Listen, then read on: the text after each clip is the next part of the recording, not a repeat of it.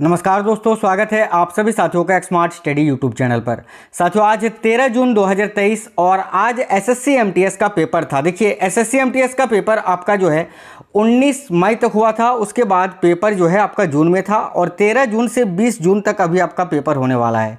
और आज 13 जून में पहले शिफ्ट का पेपर हो चुका है और आज इस वीडियो में पहले शिफ्ट में जो क्वेश्चन पूछे गए हैं उन क्वेश्चनों को देखेंगे आंसर के साथ। साथियों, हमेशा की तरह ये सारे क्वेश्चन 100% रियल और ऑथेंटिक हैं। आज के पहले शिफ्ट में पूछे गए क्वेश्चन हैं, तो कंप्लीट जरूर देखिएगा। हर एक क्वेश्चन को देखना है। जिनका पेपर अभी आने वाले दिनों में है वो तो ज़रूर देखिए, क्योंकि साथियों बहुत सारे क्वेश्चंस जो हैं वो रिपीट होने वाले हैं। और जो आज पेपर देकर आए हैं वो लोग मिला लीजिए कि आपने जो आंसर किया है वो सही है या गलत है। तो चलिए शुरू करते हैं, देखते हैं आज के पूछे गए क्वेश्चन आंसर। उससे पहले वीडियो को लाइक जरूर कर देना, क्योंकि साथियों आपके एक लाइक से हमें मोटिवेशन मिलता है। वीडियो को अपने सभी दोस्तों के साथ जरूर शेयर करना और नए साथी अगर कोई भी हैं तो चैनल को सब्सक्राइब करके बेल आइकन को ऑन कर लीजिएगा। तो देखते हैं आज के पहले शिफ्ट में कौन कौन से क्वेश्चन पूछे गए हैं। जीके जीएस के अधिकतम क्वेश्चन मुझे मिल चुके हैं और देखिएगा उसमें से ये क्वेश्चन आपसे एक पूछा गया था कि लाइफ ऑफ पाई पुस्तक के लेखक कौन है। बहुत ही अच्छा क्वेश्चन है, ये पहले भी पूछा गया था और आज फिर से रिपीट हुआ है। तो देखिएगा साथियों, लाइफ ऑफ पाई पुस्तक के लेखक कौन है, तो यान मार्टेल। ठीक है, यान मार्टेल आपका राइट आंसर हो जाता। अगर आप लोगों ने यान मार्टेल किया है तो बिल्कुल करेक्ट आंसर हो जाएगा। आपसे अगला एक क्वेश्चन पूछा था कि अकबरनामा के लेखक कौन है। सिंपल सा क्वेश्चन था और अकबरनामा का लेखक जो है वो अबुल फजल हैं। तो अबुल फजल इस क्वेश्चन का करेक्ट आंसर हो जाता। चलिए, आप लोगों से मैं एक क्वेश्चन पूछ रहा हूँ, उसका आंसर आप लोग कमेंट बॉक्स में कमेंट करके बता दीजिए कि हुमायूं नामा के रचनाकार कौन है ना। हुमायूं नामा के लेखक कौन है, ये आप हमें कमेंट बॉक्स में कमेंट कर दीजिए।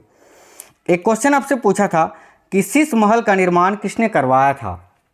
तो देखिए, अगर आपसे ऐसा क्वेश्चन पूछा था कि शीश महल का निर्माण किसने करवाया था, तो देखिए इस क्वेश्चन का राइट आंसर हो जाता शाहजहां ने। शाहजहां इसका आपका करेक्ट आंसर हो जाता। आगे आपसे अगला क्वेश्चन पूछा था कि छठ पूजा में कौन से देवता की पूजा की जाती है। बहुत ही अच्छा क्वेश्चन है। बिहार, उत्तर प्रदेश, झारखंड, इन तीनों राज्यों में सबसे ज़्यादा लोकप्रिय फेमस त्यौहार है ये छठ पूजा। और इस छठ पूजा में कौन से देवता की पूजा की जाती है, तो साथियों सूर्य देवता की। तो इसका राइट आंसर आपका हो जाता सूर्य देवता। और आई होप आप सभी ने इसको करेक्ट किया होगा। अगला क्वेश्चन एक पूछा गया था कि देव समाज की स्थापना किसने की थी या कब की थी, आपसे पूछा होगा। ऐसा पूछा होगा कि देव समाज की स्थापना शिव नारायण अग्निहोत्री ने कब की थी, तो राइट आंसर हो जाता 1887। और अगर आपसे ऐसा पूछा था कि देव समाज की स्थापना किसने की थी, तो राइट आंसर हो जाता शिव नारायण अग्निहोत्री, है ना।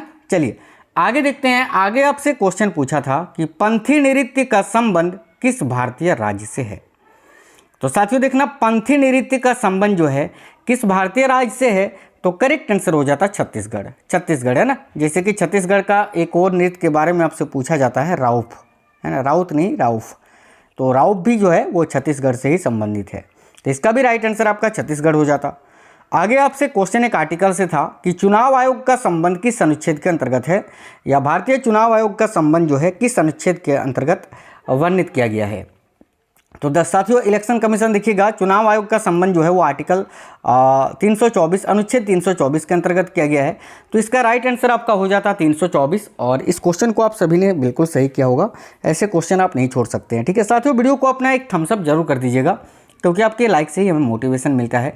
एक क्वेश्चन आपसे पूछा था जलोढ़ मृदा का रंग क्या होता है। देखिए, भारत में सबसे अधिक मात्रा में पाया जाने वाला जो मिट्टी है वो है जलोढ़ मिट्टी, जलोढ़ मृदा, है ना। और आपसे पूछा था कि जलोढ़ मिट्टी या जलोढ़ मृदा का जो रंग होता है वो कैसा होता है। तो देखिए, जलोढ़ मिट्टी का रंग जो है ये हल्का धूसर होता है, याद रखना। ठीक है, हल्का धूसर इसका आपका इस क्वेश्चन के लिए करेक्ट आंसर हो जाता है। ये क्वेश्चन थोड़ा डीप पूछा गया था। चलिएगा आगे देखते हैं। आगे आपसे एक क्वेश्चन पूछा था कि जनवरी 2022 में इसरो के नए अध्यक्ष कौन बने। यह भी क्वेश्चन बहुत ही अच्छा क्वेश्चन था। तो देखिए, जनवरी 2022 में इसरो के नए अध्यक्ष कौन बने थे, तो करेक्ट आंसर हो जाता एस सोमनाथ। एस सोमनाथ आपका इस क्वेश्चन का बिल्कुल करेक्ट आंसर हो जाता। ठीक है, आगे देखते हैं। आगे आपसे क्वेश्चन पूछा गया था कि बराकर नदी किस नदी की सहायक नदी है। बहुत ही अच्छा क्वेश्चन था ये। तो देखिए, बराकर नदी की अगर बात करें तो बराकर नदी भारत के झारखंड और पश्चिम बंगाल राज्यों में बहने वाली एक नदी है। और अगर आपको इतना पता है कि बराकर नदी झारखंड और पश्चिम बंगाल में बहती है तो आप ये आसानी से बोल दोगे कि भाई बराकर नदी जो है वो दामोदर नदी की उपनदी या सहायक नदी है। तो इस क्वेश्चन का राइट आंसर हो जाता दामोदर नदी। ठीक है, चलिए आगे देखते हैं। देखिए, दामोदर नदी को बंगाल का शोक कहा जाता है, ये भी आपको याद रखना है। एक क्वेश्चन आपसे पूछा था कि गौतम बुद्ध किस गण से थे, है ना, किस गण से थे, गण यानी वंश, कुल, है ना। तो देखिए, गौतम बुद्ध के पिता जो थे शुद्धोधन, वो साथियों शाक्य गण के मुखिया थे। तो देखिए, पिता अगर शाक्य गण के थे तो पुत्र भी शाक्य गण के ही होंगे। तो शाक्य गण अगर आपके ऑप्शन में शाक्य दिया हुआ था तो ये क्वेश्चन बिल्कुल आपका करेक्ट आंसर हो जाता। अब आप हमें कमेंट बॉक्स में कमेंट करके ये बता दीजिए कि शाक्य ऑप्शन में था या नहीं। आगे आपसे एक क्वेश्चन पूछा था साइंस से कि भूरा शैवाल को किस नाम से जाना जाता है। बहुत ही अच्छा क्वेश्चन था। तो देखिएगा साथियों, भूरा शैवाल, लाल शैवाल, सबको अलग अलग नामों से जाना जाता है। और ये जो भूरा शैवाल है इसको साथियों देखिएगा फियोफाइसी के नाम से जानते हैं। याद रखना, आपसे आने वाले शिफ्टों में भी जरूर पूछा जाएगा। और आप किसी भी गवर्नमेंट एग्जाम की तैयारी कर रहे हैं, सभी एग्जाम में क्वेश्चन बहुत ही ज़्यादा इंपॉर्टेंट है, आपसे पूछा जाएगा ही। तो याद रखना, भूरा शैवाल को जो है वो साथियों फियोफाइसी के नाम से जानते हैं। एक क्वेश्चन आपसे ये पूछा था, इस क्वेश्चन पे थोड़ा डाउट है। 2011 की जनगणना के अनुसार पुरुषों की साक्षरता दर कितनी है। अगर देखिए आपसे पुरुषों की साक्षरता दर पूछी थी ओवरऑल, तो आपका राइट आंसर हो जाता 82.14%। और अगर आपसे ये पूछा था कि 2011 की जनगणना के अनुसार भारत की साक्षरता दर कितनी थी, तो फिर आपका राइट आंसर हो जाता 74.04%। ठीक है, ये भी आपको याद रखना है। आगे आपसे एक क्वेश्चन पूछा था कि फियरलेस गवर्नेंस पुस्तक के लेखक कौन है। तो ये सिंपल क्वेश्चन था और आई होप आप सभी ने बिल्कुल करेक्ट किया होगा। तो देखिए, फियरलेस गवर्नेंस पुस्तक के लेखक है किरण बेदी, भारत की पहली महिला IPS अधिकारी, है ना। किरण बेदी के द्वारा लिखी गई ये पुस्तक है फियरलेस गवर्नेंस। एक क्वेश्चन आपसे ये पूछा था कि साक्षी मलिक का संबंध किस खेल से है। तो देखिए, अगर आपसे ये क्वेश्चन ऐसा था कि साक्षी मलिक का संबंध किससे है तो कुश्ती हो जाता, या फिर आपसे ऐसा पूछा होगा कि इनमें से कुश्ती से कौन सी महिला संबंधित है। ऑप्शन में साक्षी मलिक होगा, लेकिन साक्षी मलिक से ही क्वेश्चन था। अगला आपसे क्वेश्चन पूछा था, एक क्वेश्चन आपसे शायद ये पूछा था कि सौरमंडल का सबसे बड़ा ग्रह कौन सा है।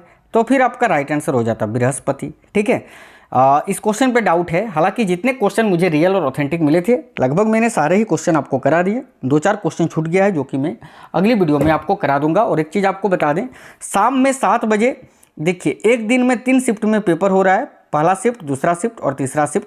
तो शाम में 7 बजे के बाद एक वीडियो अपलोड होती है जिसमें तीनों शिफ्ट के क्वेश्चन आंसर आपको एक ही वीडियो में मिल जाते हैं।